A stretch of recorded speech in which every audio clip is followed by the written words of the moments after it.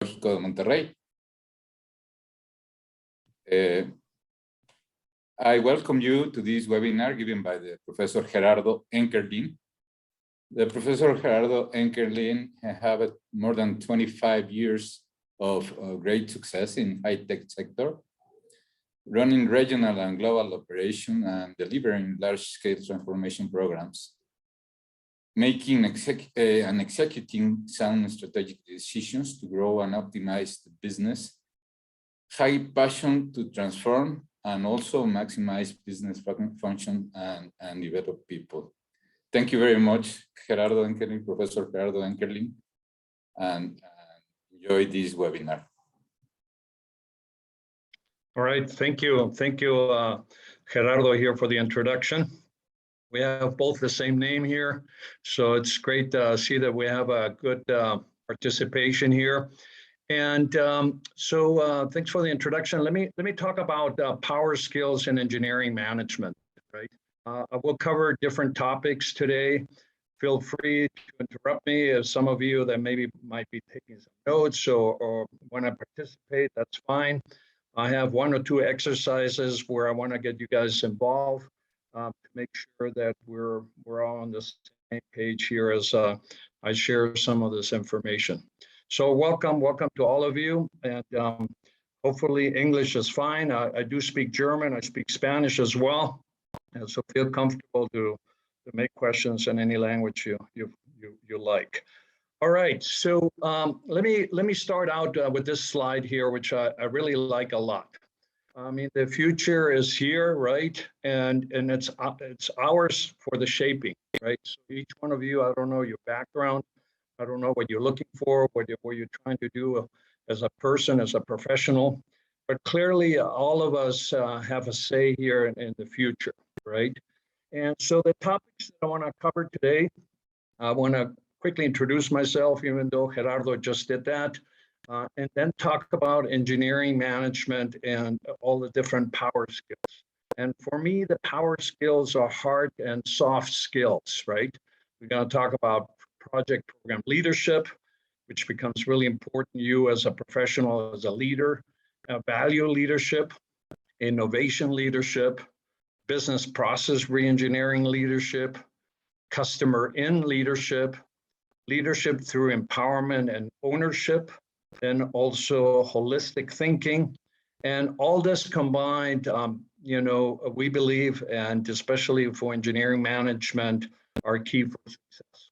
Okay, so let me give you a little bit background about myself first, you know, just so you understand my international background, right? I was the former executive director for HP Guadalajara and HP Shared Services. That's the HP computer company.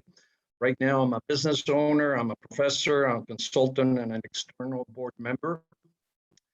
And you can see my education here. I lived mainly in Mexico, but also in the US and Peru. And my undergrad is in engineering management, which was kind of like a breakthrough many years ago, right? And then I have a manufacturing engineering degree from the University of Texas. And then I have postgraduate studies from Wharton, from Stanford, from Harvard. So 35 years experience in high tech, right? I started two businesses of my own. One made it, the other one failed. But you learn a lot when you fail, you know, you fail fast, right?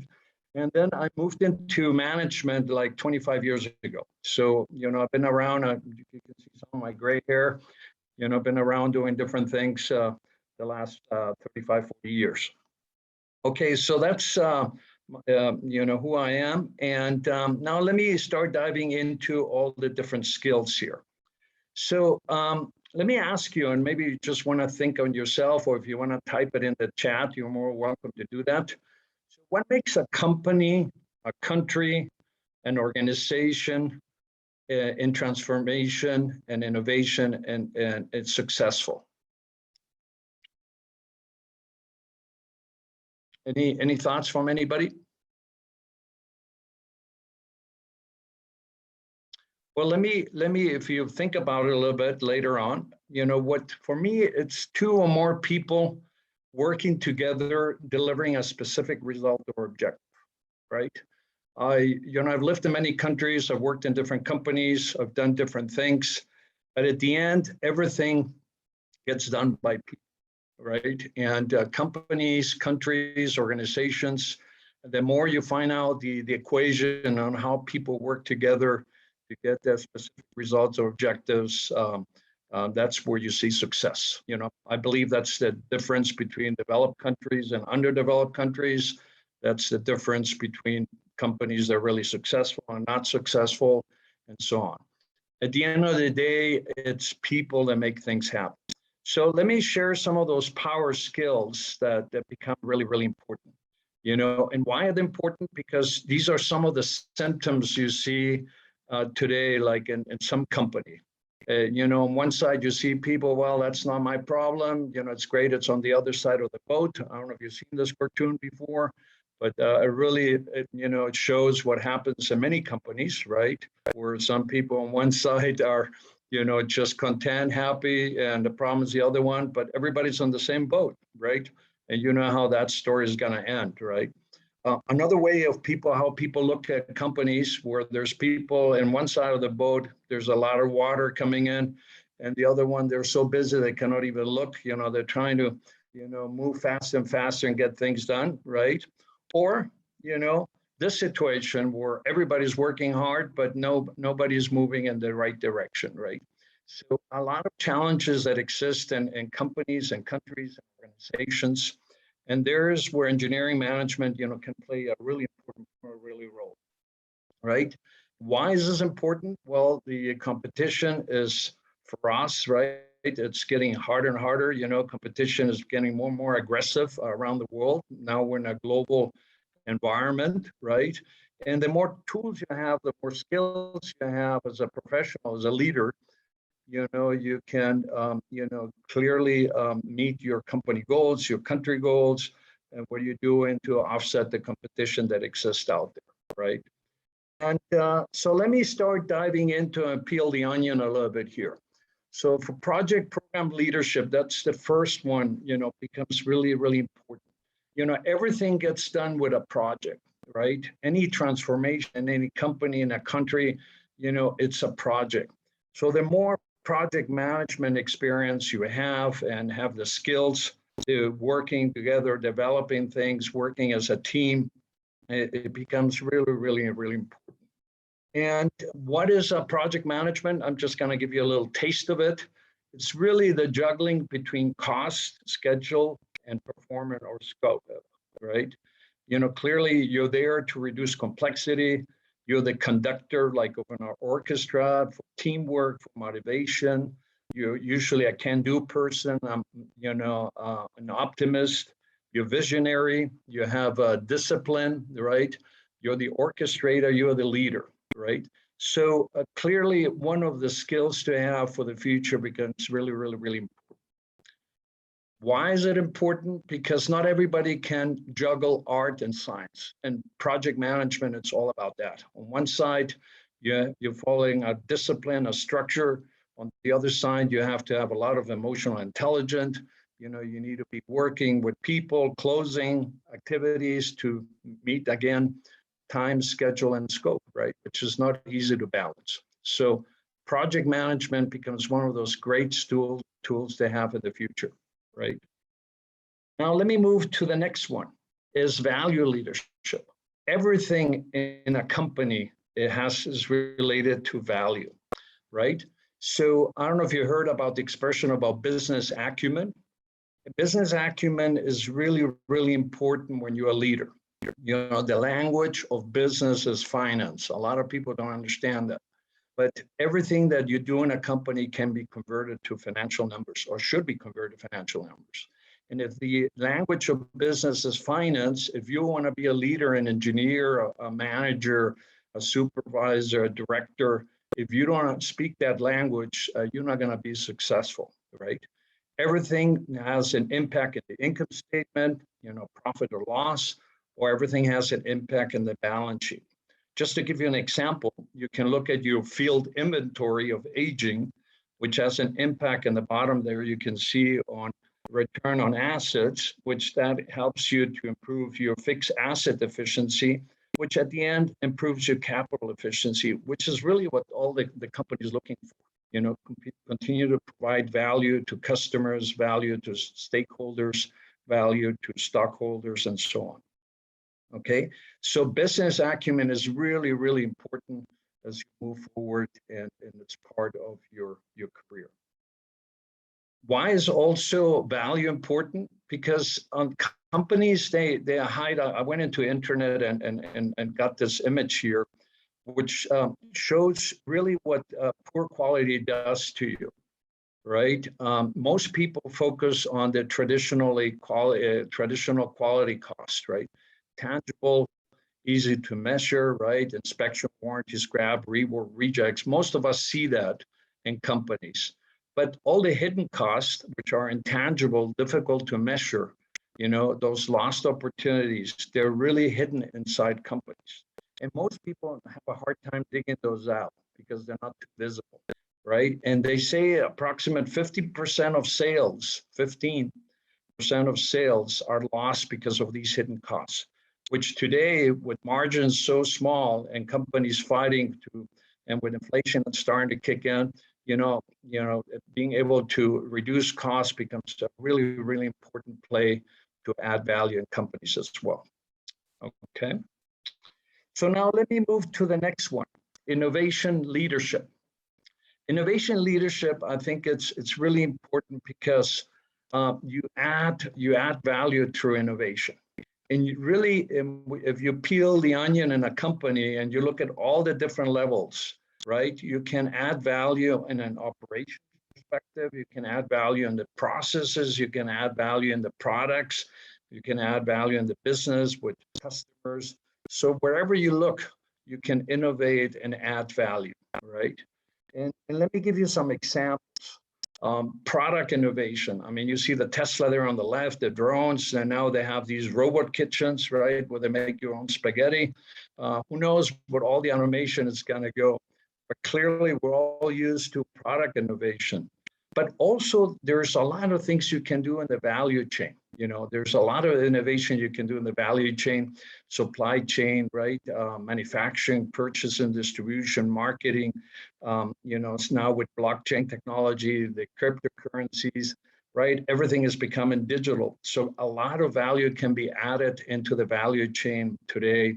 And clearly, you know, having those skills, innovation skills, to be able to not only improve things, but improve things, adding value makes a huge, huge difference. Okay. All right. Well, let me move on here. And the other one, the leadership skills to have is business process engineering skills. I just talked about the value chain, but you know there is a lot of business processes in companies. Right, you have the customer strategy, relationship marketing, right? Customer acquisition, sales, employee development and satisfaction, technology management, quality process improvement, change, product development, product service delivery, accounting management, financial analysis, and of course, management responsibility. In all these areas, you can do re-engineering, you can add value, you can make things different.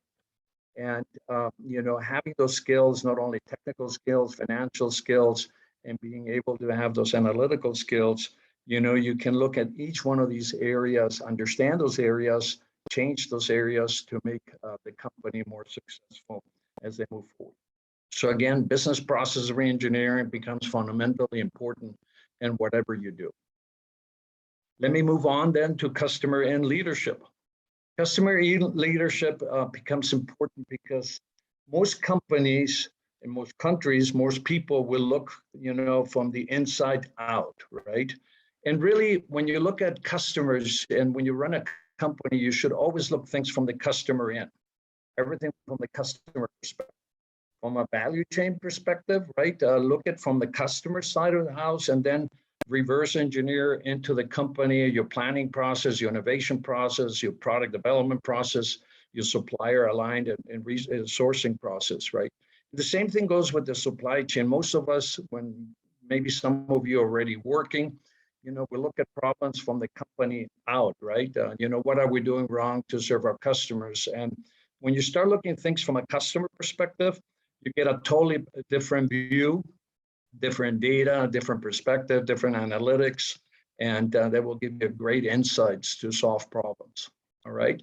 So keep that in mind, that customer perspective becomes really, really powerful as you do transformation, as you do leadership, as you do, apply some of the skills that you have or you're going to learn in the future. Let me move on here to leadership through empowerment and ownership. And this one becomes one of the most important ones. If you're going to be a leader, I call you a leader, not a professional, because I think we're all leaders in one way and another, at least leader of our own life. But once you start working, you're a leader of your project, you're a leader of your activities. And the mindset becomes really, really important. So let me give you an example of what I mean with empowerment and ownership. Leaders usually pull information, they pull their people, they pull the work, versus a boss who usually, pushes it or delegates it. I don't know if you've seen this cartoon, I like it a lot. That really makes the point, the difference between a leader and a boss. A leader usually is really committed, they're involved, and they pull through. And why is this really important? Because once you start working, or maybe some of you are already working, usually most companies are organized like this triangle here, right? Usually, the L1 leader, you have a worldwide leader of an organization, a country, a company, and then you have an L2, L3, L4, and so on till you reach the individual contributor. The blue, purple triangles amplify, they represent 24 hours in a day. And so we all have 24 hours in a day. I was executive director, a big company managing thousands of people, right? So, but you still have to live, right? You still have to sleep, you still have to eat, you have to do your things. You only have 24 hours in a day. So what you do, you delegate to your L2, the L2 delegates to L3, and so on, right? Because there was a time in my career I was managing maybe 300, 400 projects. There's no way that a person can manage all that by themselves, right? You have to delegate that inside your company. But what's important in most companies, you have the org chart that, that looks like this pyramid, and the objectives, the priority, dividing the work, the one team gets delegated from the top down, right? And that's usually how most companies work. But the magic of leadership is that you actually, in empowerment, is that you actually turn this pyramid around. And you as the individual contributor, you as a manager, you as a director, you take ownership of your project. You are like the little CEO of your own project, of your responsibilities. And when you do that, things change. You start pulling information, right? You pull information from your manager because you have to manage down, but you have to manage up as well. And you take accountability, which is another important things when you're managing a project or where you're responsible for a team, you take full accountability. And what I'm trying to do, this pick here, maybe some of you don't have the skills yet, but it starts with your mind, it starts with your mindset and how to learn how to do that. And once you become responsible for your activities, you can actually make a big difference, not only in how to implement it, but also the information you have, how you pull in resources, how you pull in help, and how your managers or the people you report to look at you. And these are some of the skills that you have to be really successful. So believe in empowerment, take ownership, look at your job, not only from your perspective, but have a more holistic view of your job, more like you would be like a CEO, right? Here as a CEO, you are, a CEO has different departments. A company usually has different departments. You have sales, you have marketing, operations, R&D, which is research and development, HR, finance, legal, right? So when you look at your job, look at from all those perspectives. Don't look, most of us usually start in operations. Maybe some of you are in R&D, maybe some of you are in marketing. We're usually in one of these functions here. But as you move forward, if you manage your job or your leadership like you would be like a small company, and sales would be, do people know what you want and what you're doing? Marketing, do you have a 3 or 5 year career plan? Is it visible? People know what you want to do, right? Operations, are you delivering operation excellence, right? R&D, are you thinking out of the box? Are you simplifying your work, right? So we all have an R&D functions in our jobs, and we should have that. Of course, if you don't know how to do it, that's why it's important to learn some of those tools and skills. HR, are you improving your soft skills, right? Your emotional intelligence, are you getting better at that? Finance, do you know what your return on investment is, right? For instance, in HP, what I would do, and it becomes really, really important, I would ask people, do you know how many computers HP needs to sell to pay for your salary, right? And then when people did the math, they said, oh my God, they have to, sell 500 computers a month to pay my salary. All right, wow, try to sell 500 computers every month, right? So, it becomes interesting when you have that perspective. And of course, the legal part, it's all the standard business conduct, all the audits, everything that you need to do, right? So again, it's a more holistic view of your job, and that will enrich it. And if you're managing a team or a project, well, the same thing applies. Don't only look at your project, are you sending minutes, visibility, communication, marketing? Do you have a roadmap? What's the next project? What are we trying to do in our department? What's the roadmap of the different products that we have? Operations, right? Are we managing schedule, the scope and resources well, right? R&D, can we improve our projects better or our team better, right? Connecting the dots.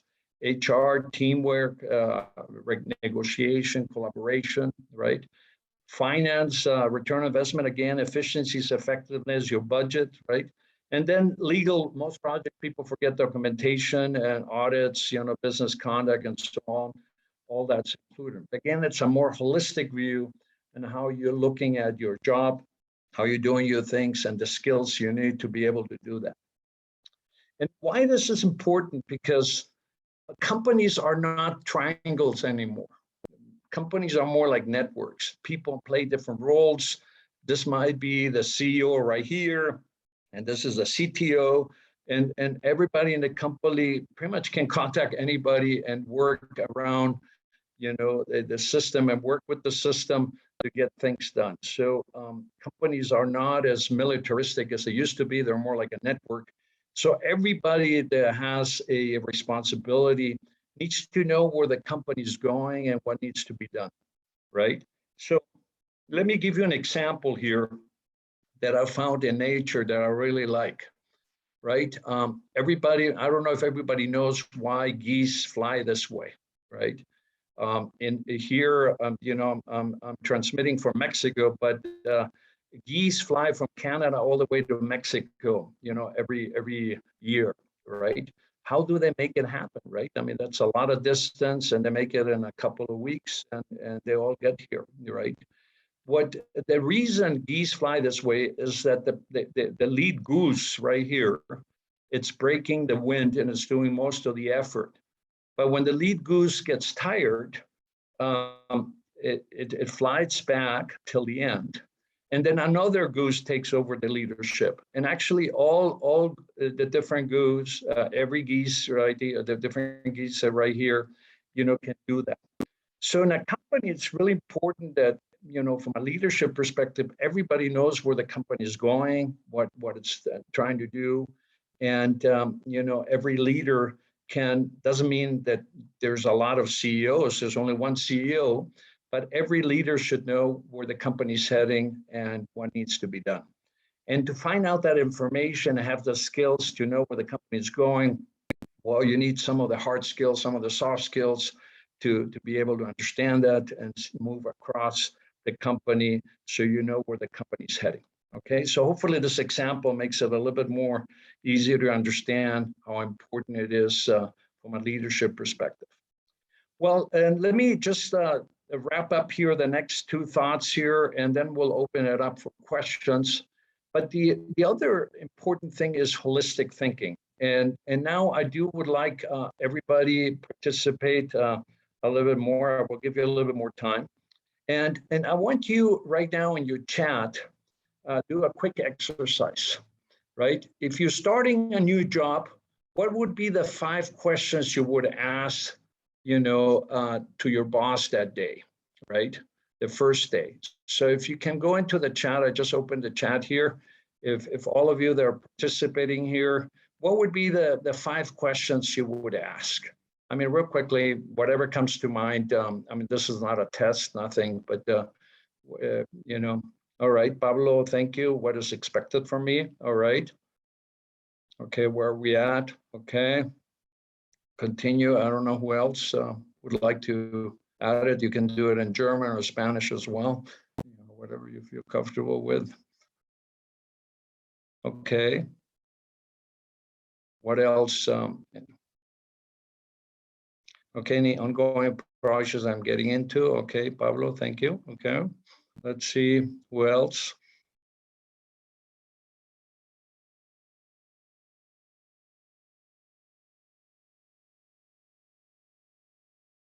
Anybody else? Or if you want to verbalize it, that's fine too.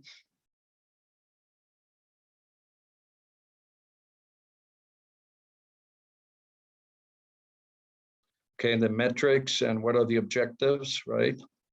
All right, how am I going to read that? Sara, thank you.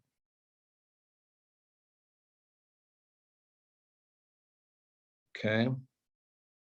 How can I contribute more? Current strategy and scaling down. All right, good. Let's do one more minute. Let's see if anybody comes up with more. What would be the basic things you would ask? You're starting, you're one employee and you're starting. Current strategy and scaling down. Okay. What's my schedule? Pablo, thank you. Yeah, that's important. Okay. All right, one more. Let's do one more.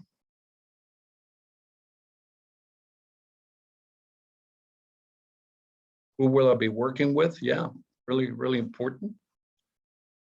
Excellent. All right. Well, let me now, thank you for the inputs. I mean, those are good questions, and I probably would ask the same thing.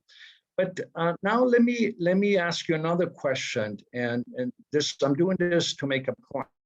And the next question would be, and if you can see it right here, also in the chat, what would be the 5 questions you would ask if you just bought the company, and this is your first day there in the company? You just came in, you bought the company, you're a millionaire, just bought the company, and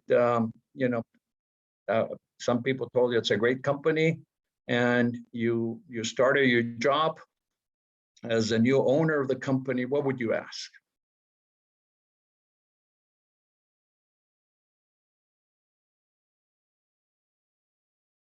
It's your company. What would you ask the first day?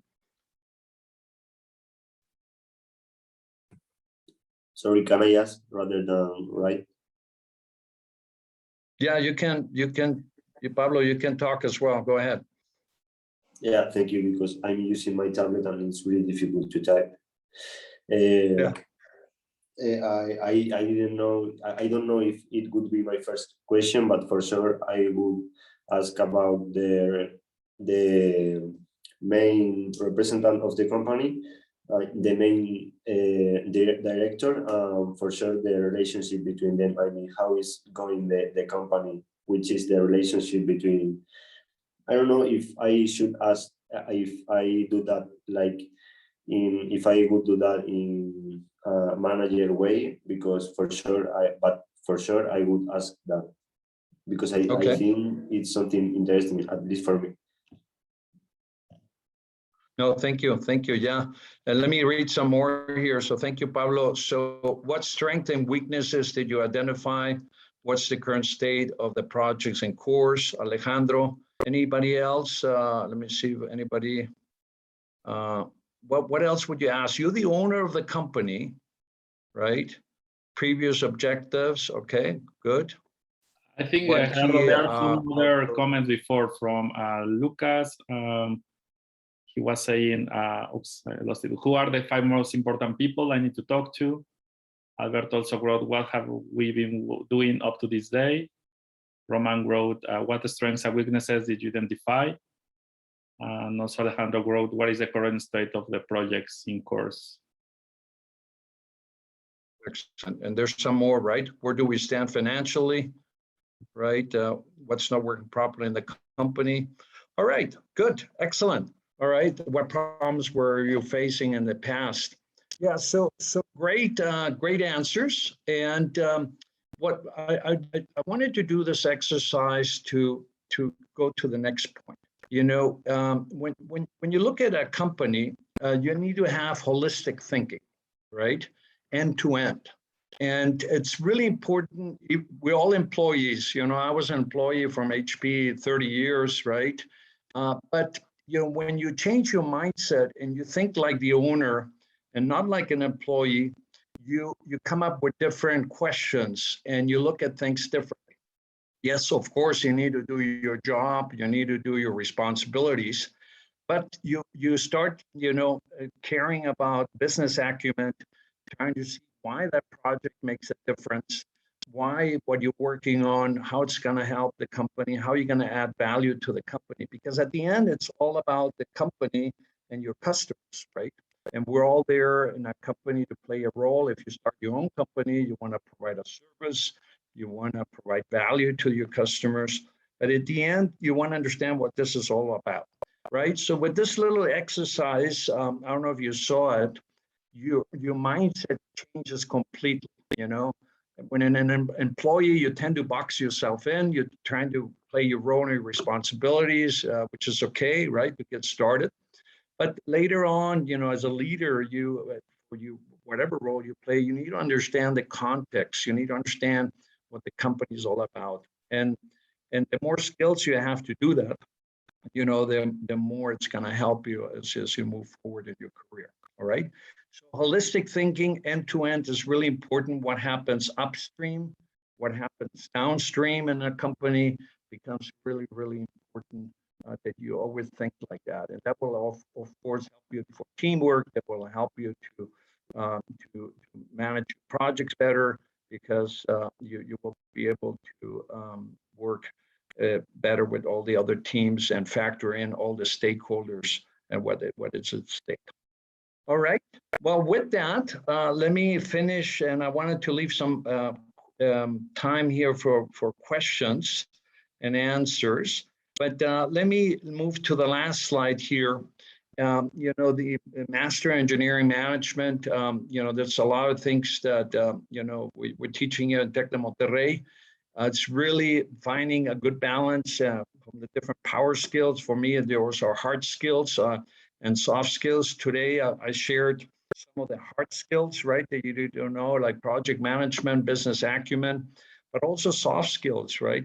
Again, project management, you get projects done not only by doing the task, but also working with people across the aisle, doing different things that you got to do to make sure that your career takes off, your project takes off, your company takes off, and whatever you do.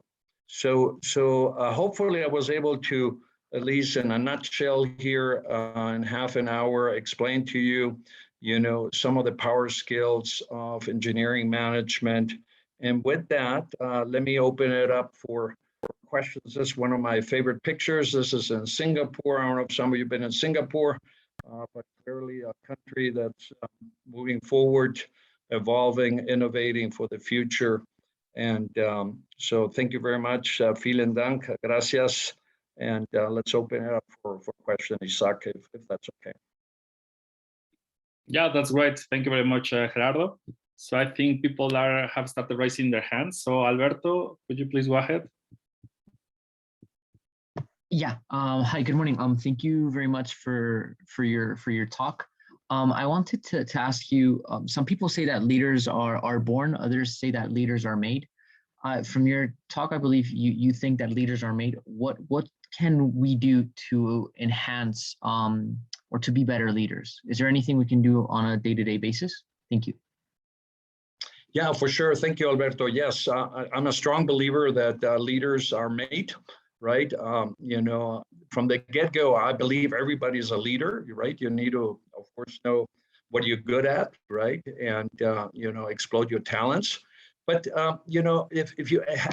if you want to be in business and you have leadership, you're looking for leadership inside a business, clearly what I would recommend is to get business acumen as kind of from the get-go, right? Business acumen is that you actually know how to create value, how to speak the language of business, which is finance, which is what I just shared with you guys, right? And it's not learning accounting, it's not learning finance, it's actually putting the business and the numbers together, right? A lot of people, have a business degree and they know the financial numbers, but they don't know how the operations or how the company works, right? So you need to understand the technology, you need to understand how things come together, and then be able to, to track it financially. And that way, it's a really easy way to add value, to make changes, to sell your ideas better inside a company. And, leadership is also about selling your ideas, selling your projects, your activities, and having followers with that, right? And the more you understand business acumen, I think it's going to help you a lot. All right.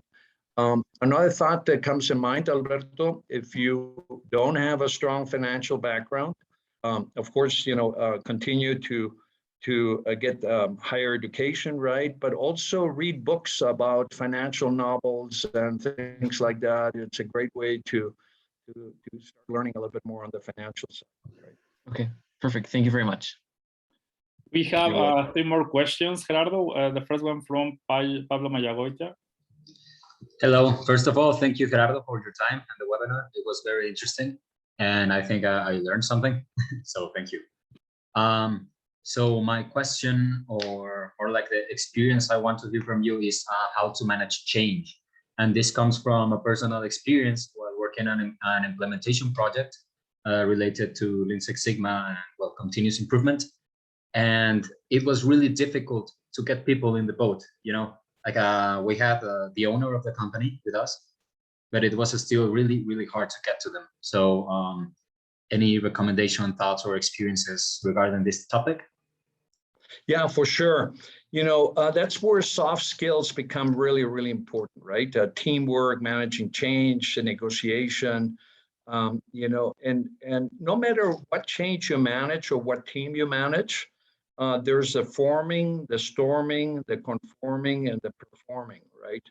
And so you as a project leader, or if you're managing change on a project or trying as a manager managing change, you need to understand that no matter how little the change is, that every person goes through those 4 stages, right? And you need to identify that, because maybe you as a project leader, you're already in the conforming, performing, but if you have people on your team, they're still in the storming because they don't understand what's going on, or don't understand the context and so on, then it's really important to understand where every person is. That's would be my first recommendation. Second is, when you're managing change, I think many times we get bogged down in tactical conversation, right? So I think you also need to stay more strategic, where people understand why we're making the change. What's the benefit of the change? The benefit for the company, for the country, for everybody that's involved. And the more you can provide that information and remind people when you get stuck through the change, why are you making the changes and all that, the easier it becomes. So, don't be afraid to take a step back and move up again from a strategic standpoint, why you're doing things, and then come back again to regroup people. Because usually change, most of the times, is for the better, right? And yes, some people might be impacted more than others, but finding that win-win solution, a win-win argument, it's not easy to do, but it helps a lot to move projects forward. Okay. Okay, thank you very much, Gerardo, for the answer. Yeah, you're very welcome, Pablo. All right. We also have a question by Roman. Okay, Yep. Roman. Thank you. Nice to meet you, Gerardo. Nice meeting you. Thank you. I would like to hear your opinion about those questions you made to us. Like, for example, those 5 first questions you would do the first day of your job or something like that. All right, so I answer all the same things that you answered, right? Now I have a little bit more experience and I've learned many more things over the years, right? And I think again, what you need to ask what things are for, right? And when you start in a job, you get hired in a position. Of course, you need to be able to do that job and do it well, right? That's why people hired you. But my point a little bit earlier with this exercise is that you understand why that project or your role is important for the company and how you contribute value to the company. What are you doing for the company? Because if you're just there from 9 to 5 and you just do your job without understanding the context, then you're going to get boxed in. And that's not how you add value. That's not how you move up in your career. That's not how you really make a difference for the future as a leader, right?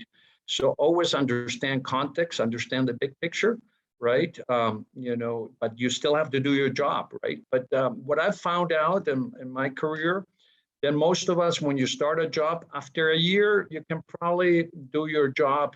If you have a full hand, and let's say your job, you need 5 fingers, right? After a year, you can do your job with 2 fingers.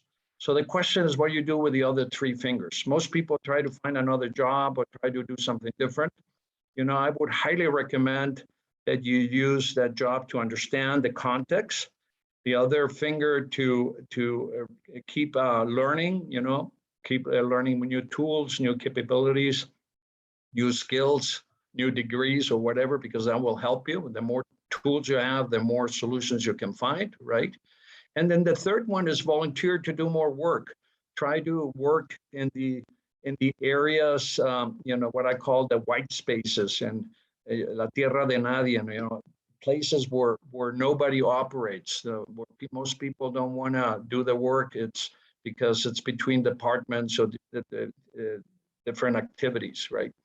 So, so be wise how you use your 5 fingers, in your job. And coming back to your question, I probably would ask the same questions. My point is, then the next day I would probably ask them once more as an owner, right? Because that's important to understand the big picture, right? Thank you so much, Gerardo. Yeah. Nicole, would you like to do your question now? You're the next on the list. Yes. Hi, Gerardo. I wanted to ask, one of the things you mentioned about the questions you should ask when you first come into the company was to kind of figure out the financials and the financial aspects and I guess the funding that goes into these actual projects. And based on my experience, I feel that people are kind of uncomfortable, I guess, answering these questions or even talking about the money in itself.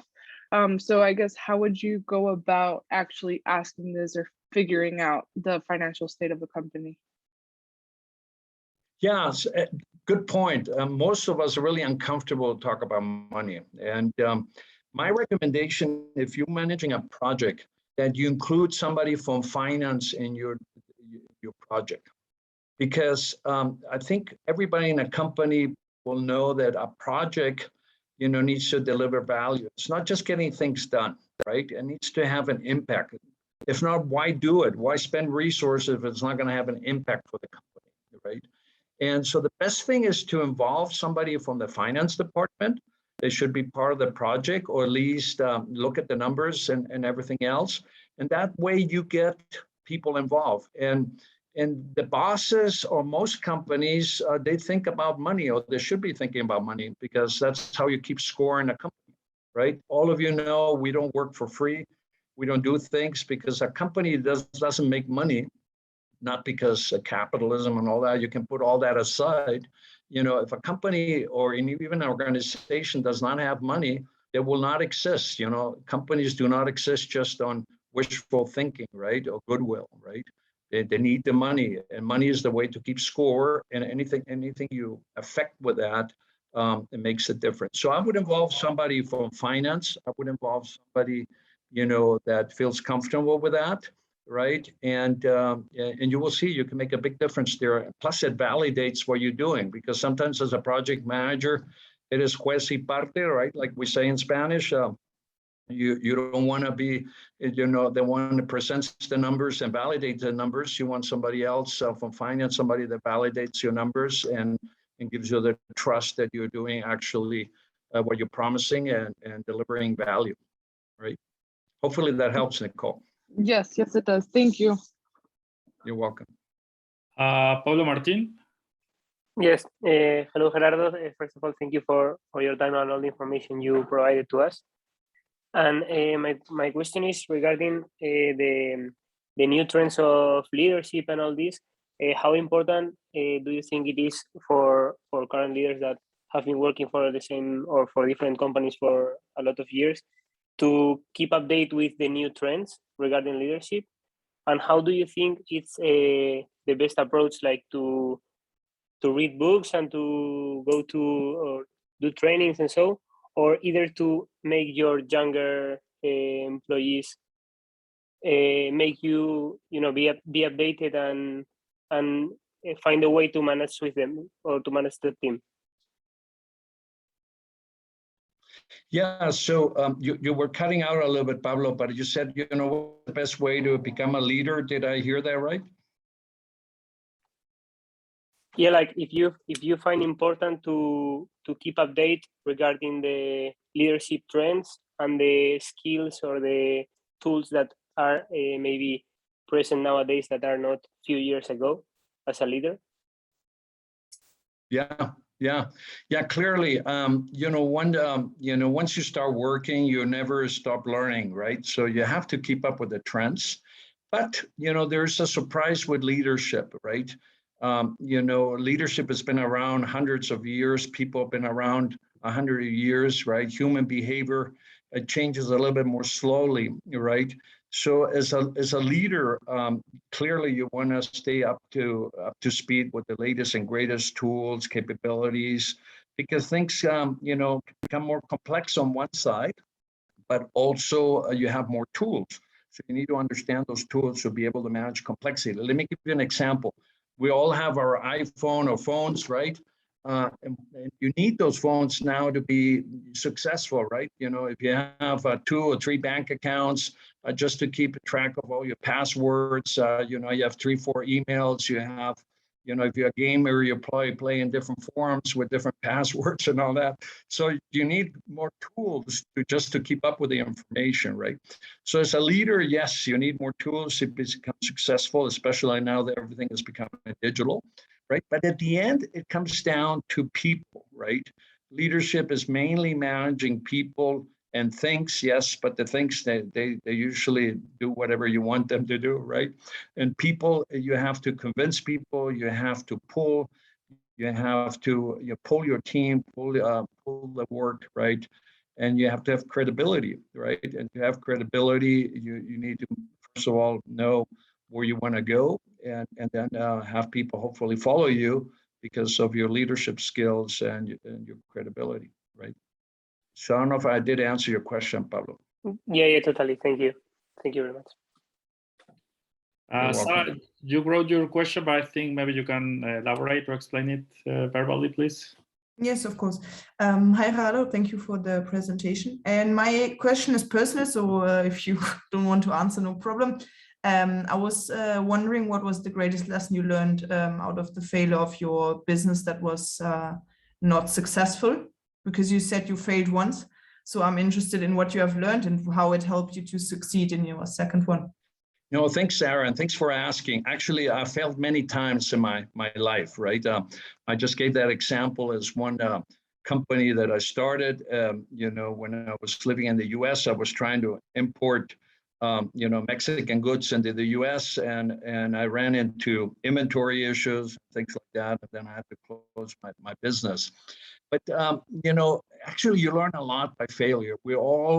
I don't know if you noticed, Sarah, you probably don't remember, but the way we all learned how to walk, we failed 200 times, 300 times. I have a lot of bruises still on my head. It took me a little bit longer to walk, all right? And but we don't remember that. We don't remember that. how many times we failed to learn how to walk, right? Suddenly we were walking, or the same thing goes with speaking, or the same way, whatever we do. So failure is actually part of our equation. And what we have done in society, because we've become more industrial, failure is not allowed anymore, right? You have to be perfect, you have to deliver things, customers expect perfection, right? But when you're doing innovation, when you're trying new things in a pilot stage and a prototype stage, try things and fail fast, right? I mean, that's the best way to learn, right? And that's how you create changes. So those were the learnings. I have a list, probably 100 things. When I was in HP as the executive director, one time I made a calculation that because of my failures, the company lost $20 million, right? That's I could put that on my tab. Luckily, I made a lot more money for the company, right, than those 20 million, right? But I do have my failures there, and I say that, luckily they didn't fire me because whatever issue there were, but my return of investment was like 100x, so that worked out all right for me. But failure is part of the equation, and just put in the right context, the right time. Of course, you don't want to try crazy things when you're driving a bus, for instance, right? But clear when you're working and you're doing innovation, you're in a controlled environment, try to fail fast. So hopefully that helps you, Sarah. Yes, definitely. Thank you. Maybe we can do the same exercise. Mara, would you like to explain your question, please? Hello, Gerardo. Yes, it was just that you answered to Alberto that to become a leader, it is a good exercise to read a lot. And I was just wondering if you could recommend the books that you have helped you the most. Well, I have actually a list of 16 books that I can send you that usually, as I teach, I usually recommend the books. But some that come to mind, it's, Who Moved My Cheese? It's a great book. I don't know if you read it. Another one is 7 Habits of Successful People. I don't know, from Stephen Covey. I don't know if you have read that book. Highly a great book to read. Another one is called The Secret. I don't know if you read that book. It's all about, be careful what you wish for, you might get it, right? It's, that type of literature. And then there are many more. There are many more books that I highly recommend reading. And, The Search of Excellence is another great book that comes to mind.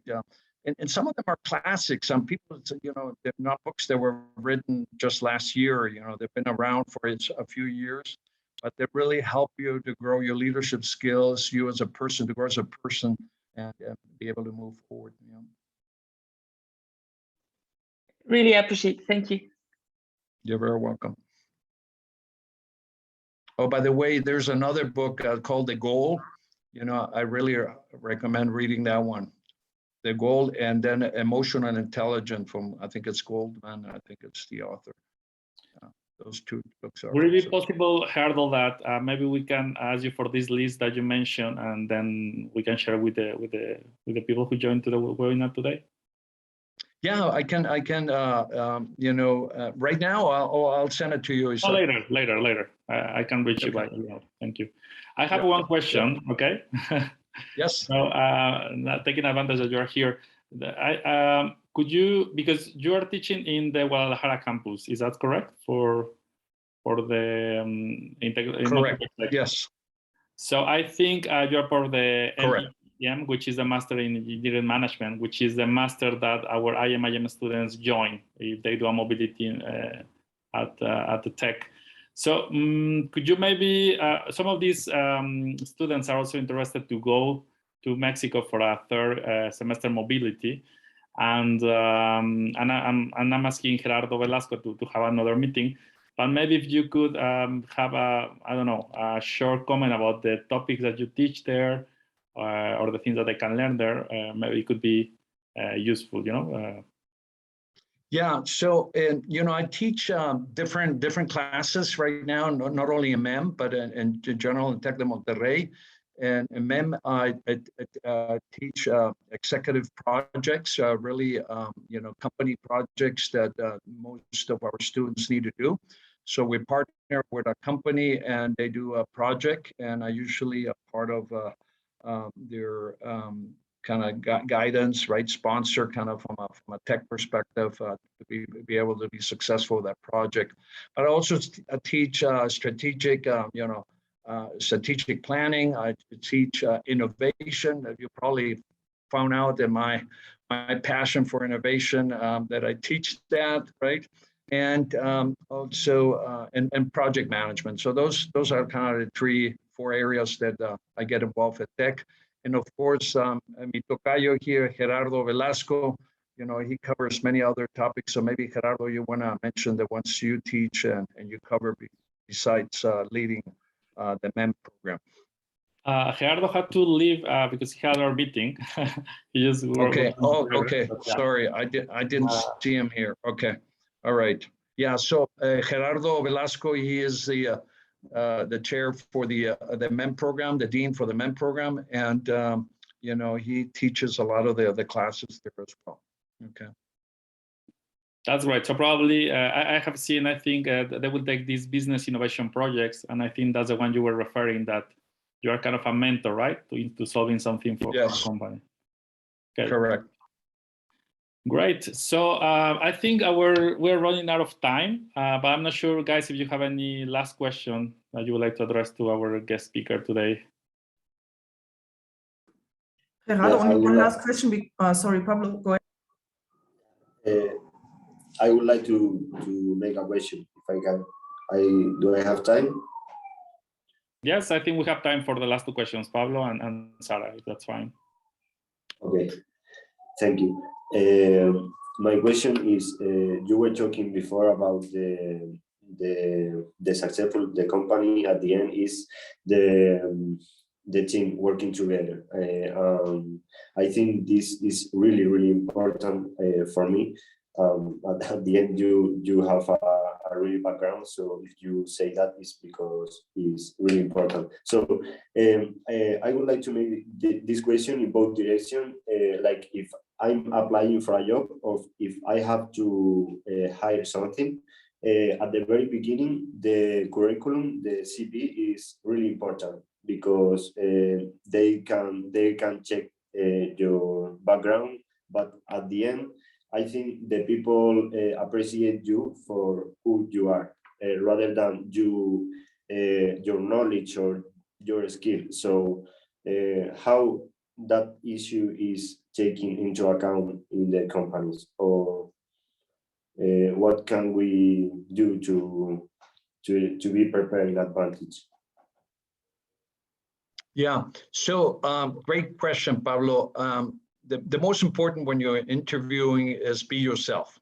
I mean, there's no question. If you're trying to be somebody else, like somebody told me once, be yourself, everybody else is taken, right? So be yourself, right? Your strengths, your capabilities, your personality. If you fake, it comes true. Most people pick it up real quickly, right? And then it really comes down to also your background, your experience, the things you've done, right? Companies are, right now, most companies, when they hire you, they're already behind 3 or 4 months, right? And that's why, they're trying to fill that job, right? So you have to hit the ground running, right? So the more experience you have, the more things you have done, the more you can actually share the things you have done. Projects here, little things here or there. That will speak a lot to the people that are interviewing you, because they know they will be able to count on you pretty quickly, right? And it's not going to take a long time to ramp you up. Most companies have their own style. They have their own, culture, the way they do things, their own tools, right? You have to learn those anyhow. But most, you have like a 1 month or 2 month honeymoon when you start a company, right? And companies really want to have somebody that can hit the ground running, right? But coming back to your question, personality is really, really important. Be yourself, right? Share share your perspective, the things, your passions about life and why you want to work in that company. Do your research, prepare yourself for the interviews, right? Know a little bit about the company, know what the culture is, what people like, dislike. You know, you gotta do your homework, you know, for every time you interview. You know. Thank you. I really appreciate your answer. Thank you. Yeah, you're very welcome, Pablo. All right, and Sarah, I think you were the Yes, last person. Is that correct, Isaac? we won't bother you with more time. So I finish only with the question because I'm a great fan of Singapore too. If there's any collaboration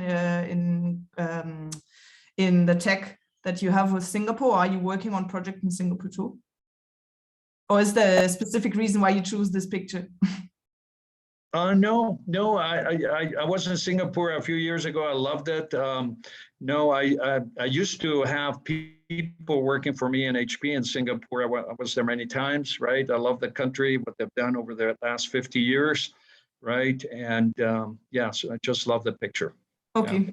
Thank you. Yeah. And by the way, you can see my email address there in the bottom, and my phone number. And actually, the email actually used this one here. Let me change that a little bit here. I noticed that I did change it on this slide. It's tech.now.mx. There we go. So just use, feel free to contact me if you have any other questions or you want to use me as a mirror or sounding board. More than happy to help out. You know. Thanks a lot. Well, thank you guys for your questions, and a special thanks to Gerardo Enkerlin, who is our guest speaker today.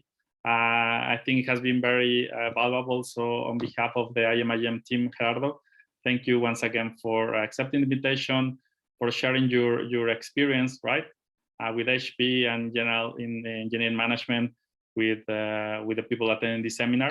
And we hope to see you soon, you know, maybe in the next years, also delivering more seminars or other topics. And of course, in one of the IMIM meetings that we'll be hosting, we will be in touch about that.